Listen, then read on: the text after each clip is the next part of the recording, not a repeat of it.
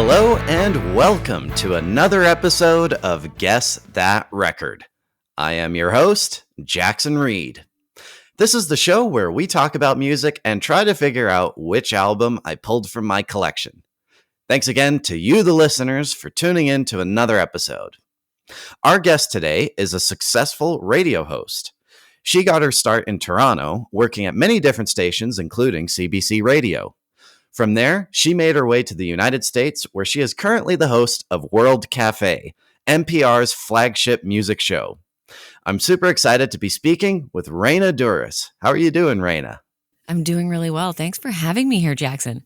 Well, it's amazing to talk with you because, of course, you know, the host of World Cafe, that's incredible. And it's also really cool because you're a fellow Canadian. Yes, that's right. It's an interesting time to be a Canadian in America. Oh, yeah, definitely. It's nice to talk to another Canuck today. For sure, yeah. And so you would be in Philadelphia right now, is that correct? That's correct. At the XPN studios? Yes, that's right. That's right. Philadelphia, Philly, it rules. And you're in Calgary, right? I'm in Calgary, yeah. Cool. Yeah. So I always love to start out these interviews by asking, what was the first song or the first album you remember hearing that got you into music? Oh my gosh. Okay. So I have to put like a disclaimer on this because my first kind of like favorite music was like musicals and Weird Al. So those are great, but I don't know if they totally count for this. I think Weird Al does. Weird Al was definitely up there, but I would say like my first actual favorite album, I remember having it on a cassette tape and knowing all the words. It's a very Canadian answer, was Bare Naked Ladies' Gordon. And listening to that in my mom's car. And it's funny, I actually saw Stephen Page play here last week, and I still hear those songs, and I'm like, I know all of this. And yeah. So that was probably it. Awesome. We had, I guess it would have been about 2 years ago now, but we had a lady named Susan Rogers on the podcast, who, of course, was Prince's engineer, and she produced like the first really big album for the Bare Naked Ladies. So we've got a bit of a connection on for them on the podcast here. Oh, that's so cool. Now, were you a musician at all, or was radio sort of your first foray into the business? So like I took piano lessons and stuff like that. I played the trumpet in school all the way till like grade 11, I think. I still have my trumpet back here actually in the studio. I actually played trumpet in middle school band as well. So yeah. Nice. Okay. Yeah. I mean, I still have it every now and then because this is the only soundproof room. I'm in the studio at World Cafe, the World Cafe studio right now. It's the only soundproof room in my life. So I keep the trumpet in here in case I have like a spare minute to play it, but I'm not good anymore. My family is very musical. My mom can actually play piano. My sister's a musician. My dad has always been in bands. So I was always around it. But I personally was never that good at it. Right. And then, so yeah, how did the interest in radio come in for you? You know, I always listened to radio growing up, and you know, be on the car. My parents both like had huge record collections, would make mixtapes, that kind of stuff. I remember, and I wonder if my mom still has these, but I would tape songs off of the radio and make like Raina's Mix 1 through 12 or whatever. And I remember like sitting, this is aging me a little bit, but like sitting in front of like a tape recorder and waiting for like Blue by Eiffel 65 to come on the radio so I could record it. That was one I remember really having a hard time getting because it starts really fast. But yeah, so I would make those. And so that, in a weird way, was kind of a beginning of doing something like this. I was definitely interested in radio. There are also home videos that my parents still have from me in elementary school doing, I don't know what or why I was doing this, but it was like doing fake contests. I'd be like, if you enter now, I think one of them was, if you call and enter now, you can win a chance to meet the queen. And it was like No idea. No idea where that came from. But so I was already doing like radio contests by myself into a video camera at like the age of 10. So I guess that's where it started, technically. Yeah. And then, years later, of course, you kind of got your start in Toronto. And most of your time doing radio in Toronto was at the CBC, correct? Yeah, so it was sort of split up my time at the CBC. So I did like time at 102.1 The Edge, the big rock station there. That's where I really, really started. Then I worked at CBC Radio 3, which was their online only, all Canadian indie channel that at the time had hosts and was a big community and really gave me a big education in like how the CBC and public radio works. But then also a really good foundation in like Canadian music that was really helpful. And then I went over to Indie 88, which is an independently run station in Toronto, and helped start that station. And they're kind of a mix, actually. The music was sort of a mix between what I'd done at the Edge and what I was doing at the CBC.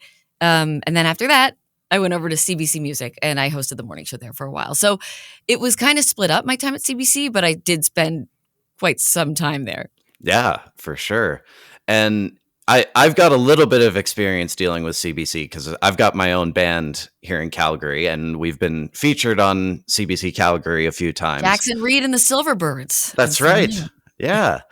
And yeah, so like CBC, like for any, non-Canadian listeners to this, they're in every city, every town. But of course, a lot of, their kind of flagship shows are produced in Toronto. So does that make it kind of different working at CBC in Toronto versus somewhere else in Canada? Sure. I mean, because I've only really worked in Toronto, I can't compare it directly, but I do know that one thing we really had to keep in mind when we were working, especially when I was doing the morning show, is you're talking not just to Toronto. You're not just talking to the place that you are in. You're talking to the whole country, and it's a big country. And with even down to the things like different time zones when you're doing a morning show that you'd have to think about, different days off, different events that are happening, and every city and town has its own music, and trying to keep up with that. I did find that a little bit challenging, but like the CBC was very good at. They did have branches around the country, so you would have resources to draw on. But, because of the nature of Canada and the fact that so much media is concentrated in Toronto, it did feel like a good place to be headquartered out of if you were doing a music show. Absolutely. Yeah. This episode of Guess That Record is sponsored by Marvel Marketing. Marvel Marketing is an award-winning digital marketing company headquartered in Calgary, Alberta, Canada. Working with clients in different industries from all over North America, including Canada, the United States, and Mexico. Marvel Marketing services include website design and development, website maintenance, search engine optimization, public relations services, and social media management, amongst others. To find out more, visit marvelmarketing.ca. This episode of Guess That Record is sponsored by GuitarWorks. One of Canada's top independent music stores for over 30 years, GuitarWorks carries a huge selection of musical instruments from the biggest brands of music, including Gibson, Fender, Martin, Yamaha, and Paul Reed Smith. Visit any of their 3 Calgary locations or shop online at guitarworks.ca and join the Guitar Perks program to earn money back with every purchase. GuitarWorks, your total guitar store. This episode of Guess That Record is also sponsored by Recordland, home to the largest selection of music in Canada. Buy, sell, and trade tapes, CDs, and vinyl. Located in Calgary's Inglewood neighborhood on 9th Avenue Southeast, visit them in person or on Instagram at Recordland Calgary. And then, in 2019, of course, you made the big move down to the States to become the host of World Cafe. How did that all come together? Well, the previous host of this show is a woman named Talia Schlanger. So she hosted it for 3 years between me And the original host, David Dye, who hosted it for many, many years, he was like the founding host of the show. Tally was an acquaintance of mine. We knew each other. We actually both went to Ryerson, or I guess Metropolitan University now. We both worked at the CBC, like sort of around the same time. And I was aware that she was down there. And, I love the CBC, but I was starting to wonder, like, what do I want to do? Where do I want to go next, maybe, if I want to spread my wings? Because one thing in Canada is that the radio market is kind of small. Like, it's sort of like once you get to a certain place, there are only a few options for where you can kind of go from there. And she gave me a heads up that she was, thinking that they might be looking for a replacement host soon. And I just got my resume together and my demo and all that stuff, a bunch of, they call them scopes. So like you take all your breaks from a show, put them together in a file. I got all that stuff together and I sent it down to the program director here. And then I just kind of waited. And I mean, I don't know how many people they were actually talking to, but went through a couple interviews, sent some more stuff, did all that. And I came down for my final interview. And when I started this process, I was like, well, I don't know. Like Philly's pretty far. Like moving to the States, that's a big thing. Like, I don't know if I'm going to actually do this, if I get it. I probably won't get it. If even I do, maybe I won't move. And then as it got kind of closer and closer, and then I came down to visit and I actually saw the station and got to kind of be in here, I was like, oh, I really do want this. This is really cool. And so, yeah, it happened. I got the call and they said yes. Awesome. Yeah. And, for those who maybe haven't checked out the show before or who aren't super familiar with it, what's kind of the format of World Cafe? Sure. So on most stations, we are a syndicated show that is produced in Philadelphia. We're aired on over 300 stations in the States. Most of them carry 2 hours. So I'll tell you how that works. The first hour is usually an interview. Sometimes it might be a live recorded mini concert from a band. Or we have now and then contributors where we'll talk to them about an album or something that's going on. So that's the first chunk of the first hour. Sometimes it's the whole hour. Then the second hour, we call it the needle drop, and it's music. And a lot of the time it's a focus on new music. But sometimes there are themes. You will definitely hear like classic gold stuff, some deep cuts, kind of goes all over the place. But the focus, usually if you want to put a focus on it, it'll be like rock, folk, singer-songwriter, blues, kind of in that world. But we do branch out. There are lots of other things that make their way into the show. Yeah, absolutely. And it's, you were mentioning the interviews, and I mean, I just seeing like who you've had the chance to speak with, I'm like so jealous because like you've had Bruce Springsteen, Ringo Starr, Sting, like, I've had people associated with these guys, but never the real deal. And so like, that's really cool that you had the real deal. What have been some of the memorable interviews you've had on the show? Well, I mean, those ones for sure. Weird Al was, I brought him up at the beginning of the interview. Yeah. Weird Al gets a lot of mentions and whenever I talk to people about the show, but Weird Al was one, when you're a kid and you like an artist and then you grow up and you get to talk to them, it's like they're almost not real in a way. And getting to talk to him was really cool. And the thing that I really loved about it was that, Weird Al's music is not like something taken super seriously by like music scholars, right? But I took that interview so seriously and it ended up being really wonderful. And he's just a generous, funny, great guest. And that was probably like my favorite one I've ever done. It's up there for sure. Neil Young was one that I was extremely nervous about. I love Neil Young. And we had 90 minutes. And I was like, I think like my hands were so sweaty. I was like so nervous.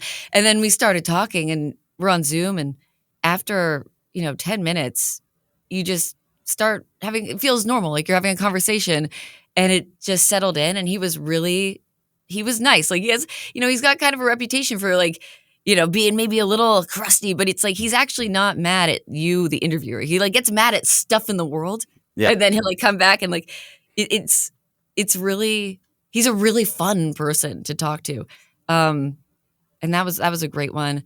Yeah, I mean there have been so many. Brandy Carlisle, great interview, really fun guest. And then we have like all sorts of smaller artists all the time that like Sia Gray is an artist we just had on, who's from Toronto actually, who was like one of those ones where the music was just so cool, and I was like, this is awesome. It feels like this is a person who's gonna get really big, and I'm seeing it right now in front of me, and it's just us in this room.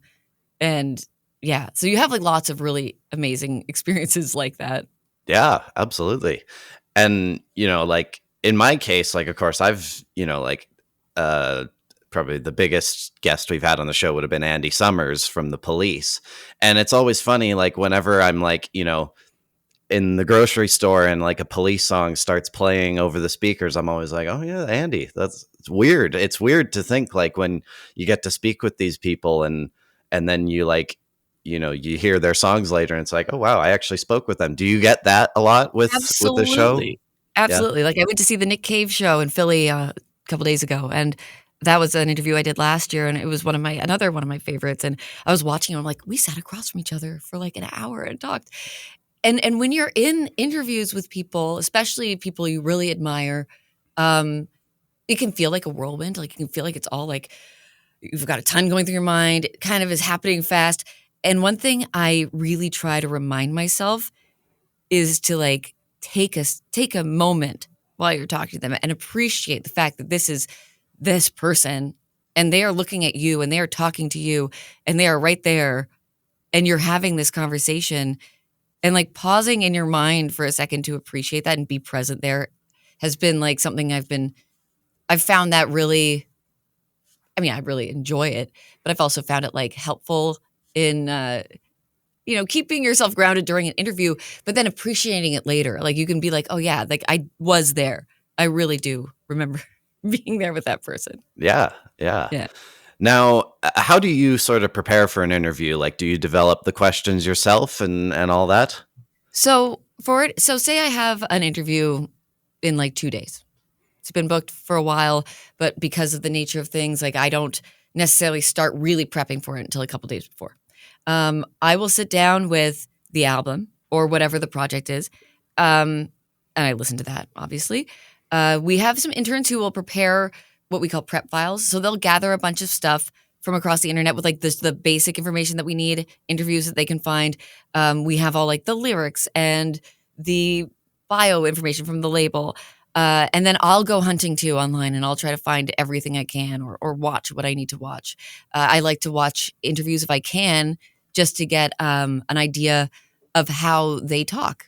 Like, do they stop partway through a sentence and then finish it? Or do they do they go off? I mean, you ask them one question, do they just go off on a tangent and then you have to like figure out a way to bring them back? That stuff is really helpful. So I'll try to consume as much as I can. And I make a question doc, I just call it a document. And I start brainstorming questions. Our interviews are usually formatted in a certain way. So we'll have a song, talk, song, talk, and maybe 2 or 3 sections of talking, split up by songs. So sometimes I'll hook questions onto songs if I feel like we're talking about something about the making of the record, and there's a song that's a great example of that. I'll make sure that song goes there so I can ask them about that, and then like kind of ease us into that. But yeah, I mostly brainstorm as many questions as I can, try to figure out the major topics that we want to cover. And then I sit down with the producer and we go over it all and they help me kind of finesse it and put it in the right structure, in the right order, make sure it all makes sense. They will, sometimes it's helpful because especially if it's a band that you're a really big fan of, it's really great to have another person there because they might not be a big fan. And then you realize when you're getting like too inside baseball or like you're really, if you're like asking stuff that like, hey, nobody who's just casually listening to this is going to care or know what you're talking about. For sure. So that's one thing that I love to get perspective on. And And yeah, we put it all together. I print it out, or I have it on an iPad, or if it's on a Zoom, it's open on my computer. And that's it. I try to go over it as much as I can beforehand so that I'm not so dependent on my notes. But I do script it pretty intensely just because that, for me, lets me go off script more easily. Because I know that I can come back if I'm like panicking or if something is like, we go way off and I'm like, I need to remember what this detail was or where I wanted to go. It's there for me. But I try not to depend on it entirely. Yeah. And then like, kind of continuing off on that, like what is sort of the process of putting an episode together, like from start to finish, I guess. Yeah. I'm laughing only because it's like so weirdly complicated. So we book the interview. We do the interview. That happens first. There's a whole bunch of like technical engineering stuff that I'm not going to speak to because I'm not there for that part. But there's people who make sure it all sounds good and all of that. Then that raw tape goes to my producer, the same one who helped me prep the interview. They will do the edit. They'll make sure it all sounds great. They'll take out anything that doesn't work or like makes it too long. Then when that edit is done, they send it back to me with like a document about what made it in and what pieces I need to now write and narrate around it. So an introduction, say we're coming out of a piece of the interview into a break. I'll do little outros, intros, stuff like that. So I write that. And then another person is scheduling the music for this show at the same time with our input. Like the host has some input on the music, of course, but there's somebody else who really does that because I just don't have the time to schedule it every day. And then I get that playlist also. That kind of, they get laid on top of each other. I go through the music I'm playing and get my notes together for that part, which is more of your traditional like radio DJ in between song stuff. And then once this whole script is done for a 2-hour show, I go down with my line producer and we record that. And then he makes sure that all sounds good and it gets sent out to our affiliates. That's like the shortened version. There's like little things that happen inside that are complicated that I won't totally get into, but that's basically the flow. Yeah. And, you kind of alluded to it earlier, but another sort of big part of the show would be the live performances. So what does that sort of look like when those are going on? Yeah. So, during COVID, when I started in 4 months in, COVID hit. So, for a while, our live performances were all recorded remotely. People would just do them on their own. When I came back, it took a little while, but now we probably, I would say the majority of performances are happening in our studio. And what that looks like is there's a window behind me. Behind me in this studio is a big performance studio. Bands come in, they get set up. We've got a crew. We have our technical director, Chris Williams, and we've got our bookings coordinator, Chelsea Johnson, and they make sure everybody is good to go. There's some interns who help with that. And yeah, we set them up. Sometimes they'll play their 4 songs. Usually it's 4. They'll play their 4 songs first, and then I'll interview them after. Sometimes, depending on the artist, they'll play a song, we'll talk, they'll play, and we'll actually do it in that formation when it's happening. Right. And that's it. It usually takes about like 2 to 3 hours altogether. What's been some of the memorable performances you've got to witness in the studio there? I mean, PJ Harvey playing was just amazing. I think everyone I know was like, can I come to the studio to watch this? So that was really great. One that was sort of more recent was a guy named Matt Farley, who I don't know if you've heard of Matt Farley. He's a guy who's written 20,000 songs about pretty much any topic you can think of. And by releasing those on Spotify has made a very good living so that he can pursue his other art. He came in and performed a bunch of these songs, and like just songs about, celebrities, and he was like at his piano and we talked in between. He had a song about me, which was really funny and weird to sit and witness somebody sing you a song. So that was cool. And then Mark Rebier, I don't know if you know who Mark Rebier is. He is kind of like an improv performer. He really kind of blew up during COVID by doing sessions in his bedroom. And he would use like loop pedals, and he would take suggestions, and he would write these improvised songs. And when we usually ask for a set list from the band when they come in, and they were like, well, we usually improvise this stuff. So he sent 2 tracks, but not 4, and said, we'll improvise the other 2. So he came in, and I had not done an interview like this before, where basically I didn't know what we were going to do. And it was so much fun. Like, I threw some suggestions out. He wrote songs in real time right in front of me. And that was so much fun. Like, the energy was just really, really fun. And it felt like one of those things where I don't know, it just feels like a one of a kind experience. Like, oh, this is like I'm in a room with just this one guy who's doing all of this stuff right in front of me. Another one, Leve. Do you know who Leve? She's a young jazz artist, jazz pop artist. That I feel like it wasn't that long ago, but we hadn't been doing a ton of in-person sessions. And she came in, and she has this incredible voice, and we talked between the songs, and I was sitting right across from her. And so when she would sing, she has this incredible, incredible voice.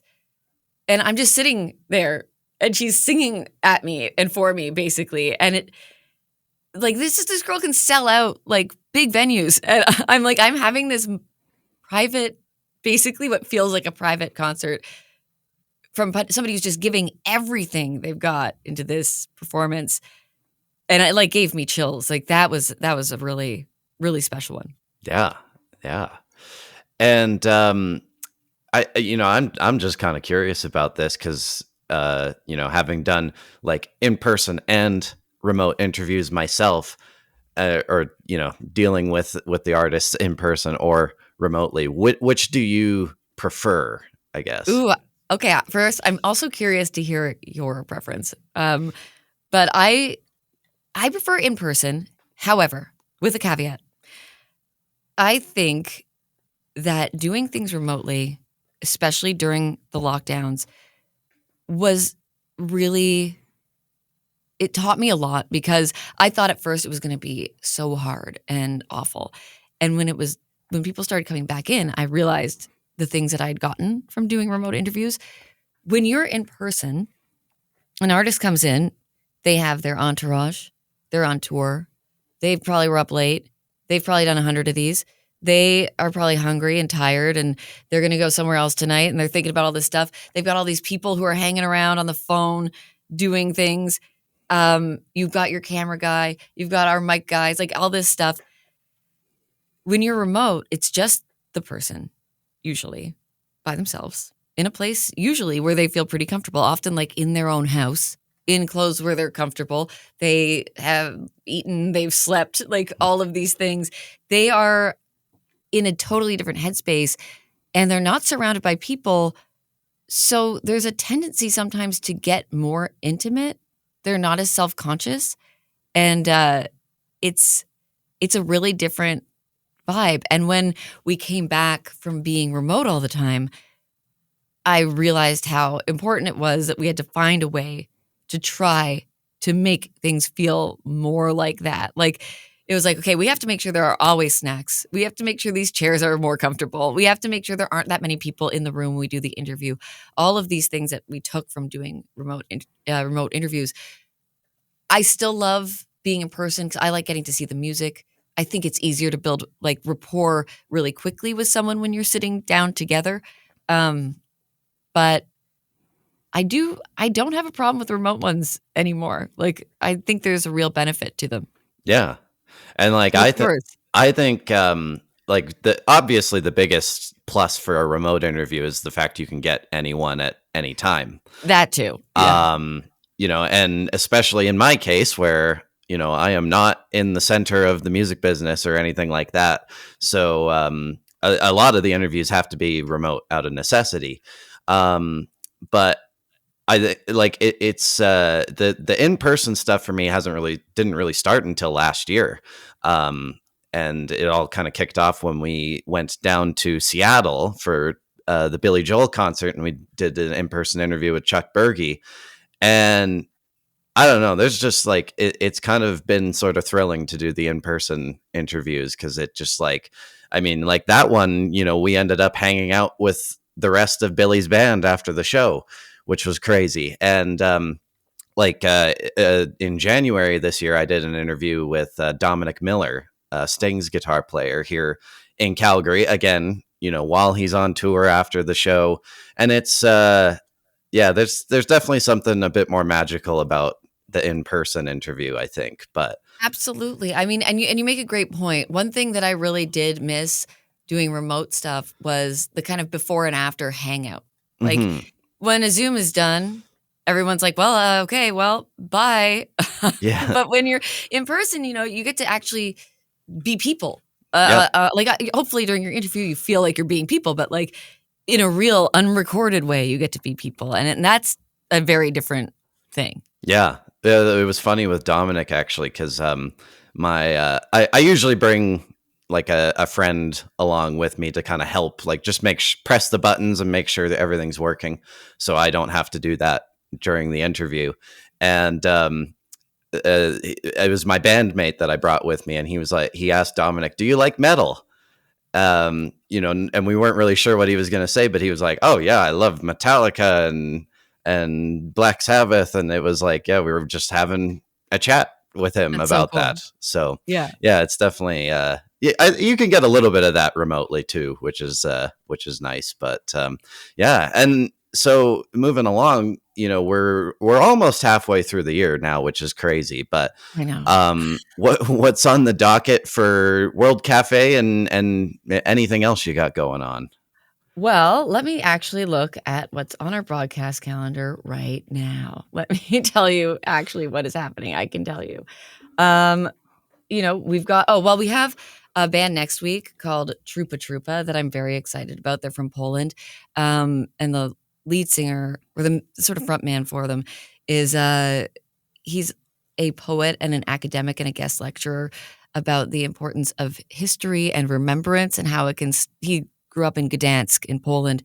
And, the Holocaust history there and the war and the Poland's communist regime and everything, it all has really shaped his work. And it feels like a very timely conversation. And I'm really looking forward to having that on. Another thing that we do every few months on the show is something called Sense of Place. And it is a series where we go to different cities or countries around the world and find people involved in music, and we kind of dig into the music scene. It's obviously not like comprehensive because it would take forever to do the entire music scene of, say, Chicago, but we try to get like a cross section of it. We just got back from Italy, where we went to Rome and Florence and Venice. Well, we didn't do anything in Venice, but we went to Rome and Florence and got some really cool stuff there that I'm very excited to share, which will air, I think, in June. And you get to travel for those bits? I get to travel for those, which is like extremely cool. And in Mhm. radio was something I thought I would never get to do. Yeah. Um, and it's so interesting. I mean, we do our regular kinds of sessions there with bands from that place, but we also do sort of mini documentary produced pieces. So like one that we did for Italy is we went to this folk club that's up in like the hills around Florence, founded by these guys who love fingerstyle guitar, which is like very intense finger picking guitar.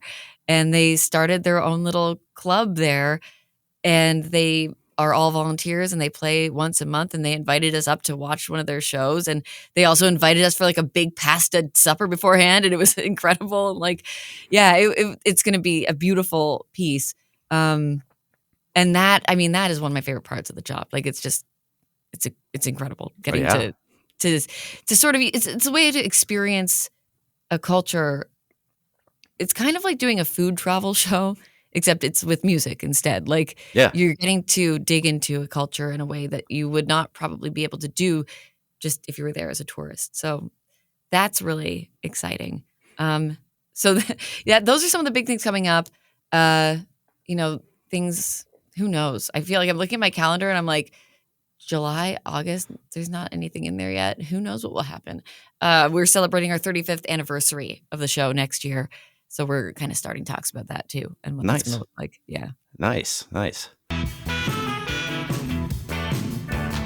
All right. Well, we have entered into the guessing segment of this podcast. So I'll give the rules to you and any new Okay. listeners we may have. So in this bag I'm holding here is a record from my collection. And what I'll do is I'll give you 3 clues about this album, and then we play a game of 20 questions to try and figure out what it is. So, oh my God. Okay. Raina, I'm so scared. I'm going to embarrass myself here, but Raina Douris, are you ready to guess that record? I'm so ready. Okay, here are your 3 clues. So, this album was released in the 1980s. It is a live album, and the film tied to this record is often considered to be one of the greatest concert films of all time. Question 1. Oh, I think I know what it is. Yeah, well, I think I already got it. Yeah, Is it Talking Heads? it is. Is it Stop Making Sense? Well, Speaking in Tongues? No, you had it. You had Okay, it right. Stop Making Sense is the film and the live album, and then a bunch of the songs are. It is Stop Making Sense. Yeah. Amazing. That's it's always fun when someone gets it on the first. See, I thought you were question. going to stump me. I feel like this is the thing about being a radio host is that the information is always right in front of you when you're talking about stuff. So like you'd think I would have an encyclopedic music knowledge, and I do know lots of stuff, but it's like I'm a bad music trivia person. Like when I go to trivia nights, I'm like, don't look at me. I can't remember all these details. Yeah. So, with all that being said, what can you tell the listeners about the Talking Heads and Stop Making Sense? Well, first of all, the Talking Heads are like one of my all-time favorite bands. I love that. David Byrne is a dream interview of mine. I've never gotten to talk to him. He's been on the show before, but it was before I got there. Stop Making Sense. I mean, it's where if you're a younger listener and you've seen like the gif of the guy in the big gray suit dancing on a stage, that's where it came from, was from that movie. It's Jonathan Demme, I think is the name of the director. Is that right? Yeah. And yeah, it's such an amazing film. It starts out with just David Byrne on stage, and gradually all the members of the band come in, and it just grows and grows. And I don't know. It really is something like I think I've seen it in the theater before. Like they'll screen it sometimes in different places, and it's so cool. I don't know how else to describe it. Yeah. But yeah, I mean, I've often said in the past that like one of my favorite genres of music is like anxious guys in suits. And, people like Father John Misty, people like LCD Sound System, people like Talking Heads. And David Byrne is he's one of the original anxious guys in suits. And I love them. In big suits. In big suits, small suits. Yeah. It's now it's interesting because when you talk about like seeing it in the theater, so I guess it would have been almost 2 years ago now, but for the 40th anniversary, they did a big re-release. This is actually where this specific copy comes from, is the like remaster. And so they partnered with A24 and did like a big wide re-release. And I went to see it in Calgary because, of course, I'd heard about like, how legendary the movie is. And it's funny because with Talking Heads, like I don't know if I was like necessarily like a huge fan in the past. Like I definitely could tell like, the songs had good things to them and everything, but it just might have been like them in the studio wasn't doing it for me. Sure. By about halfway through the movie, I was like, this is fantastic. Like the Talking Heads are a live band, and this is the way they should be experienced. Like so many of the songs on this record are just like, it's so much better than the studio version, in my opinion. And and it's sort of interesting how you mentioned like how it unfolds. It starts off with just David Byrne, and then slowly the rest of the band shows up, which is kind of a very different sort of arrangement, I guess. Yeah. And it really makes you appreciate all of the stuff you're hearing. And it's also kind of different for a concert movie in that it's just the performance. They don't have like backstage interviews. There's no like, kind of like what Led Zeppelin did where they filmed these like fantasy sequences to put in between, and no real shots of the crowd either. It is just, them on stage. It's like, it's a stage show basically. I don't know if you've seen David Byrne play live, but the last time I saw him, I think was in Toronto, and it was like watching a Broadway show. Like it's choreographed. It's like, it really is kind of its own thing. It's almost like going to see a play. Mm-hmm. Yeah. Yeah. It's and so with the record here, it comes with like a booklet, and I think this was sort of like what the original packaging looked like on the original album, but it's got like updated liner notes. And it was interesting because in David Byrne's section, he talked about like, because on the back here, I'll hold it up to the camera, it's got a bunch of questions here. And cool. He said that the reason that they put these on was to basically get ahead of the journalists, because they knew that all the journalists were going to ask all these questions. Oh my God. So yeah. It's really, I personally think like if this is like the one Talking Heads album to own, because really it's like a greatest hits album in a way. And just the energy is quite unlike anything else, I would say. Yeah, it really is like a definitive live record. Also, I want you to send me a photo of that, all those questions, sure, that I can avoid them if I ever get to talk to David. Absolutely. Do you Every band should do that. Yeah. Do you like? It doesn't have to be from Stop Making Sense, but what are some of your favorite songs from the Talking Heads? My favorite Talking Heads song is probably "Slippery People." I love that song. Oh my gosh, it's like.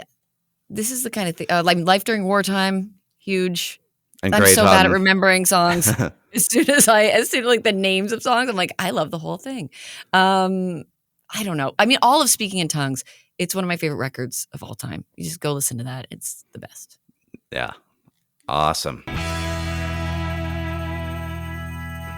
All right, Raina. Well, we have reached the end of the interview. I want to thank you for taking the time to be on the show today. It's World Cafe is just such an institution, so it's really cool to get the chance to speak with you today. Thank you so much for having me, Jackson. This was really fun. Absolutely. It's fun to be on the other side. Yeah, it's definitely good. Thanks for tuning in to another episode of Guess That Record. Make sure to leave a 5-star review wherever you listen, and tell your friends to check us out.